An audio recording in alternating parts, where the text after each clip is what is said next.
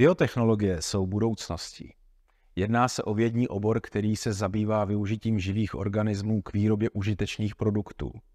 V posledních letech došlo k prudkému rozvoji biotechnologií, což umožnilo přinést na trh inovativní produkty s pozitivním dopadem na lidské zdraví.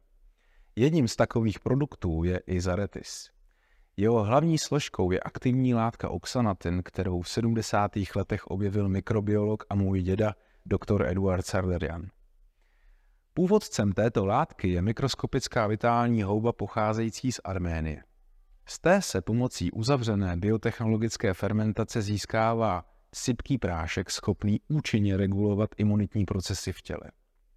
Opakovaným testováním bylo prokázáno, že jde o bezpečnou a velmi cennou surovinu s velkým terapeutickým potenciálem, obsahující celou škálu bioaktivních složek, především polysacharidů a triterpenů. Pravidelné užívání těchto látek podporuje rychlou regeneraci, pozitivně ovlivňuje kvalitu zažívání a mechanismy přirozené i adaptivní imunity. Díky tomu se zvyšuje celková vitalita a odolnost organismu.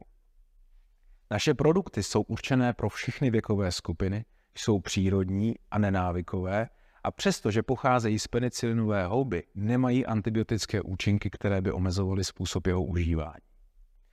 Jak už někteří z vás ví, Zaretis není tak úplně novinkou. Stojí za ním desítky let výzkumu a mnoho spokojených uživatelů.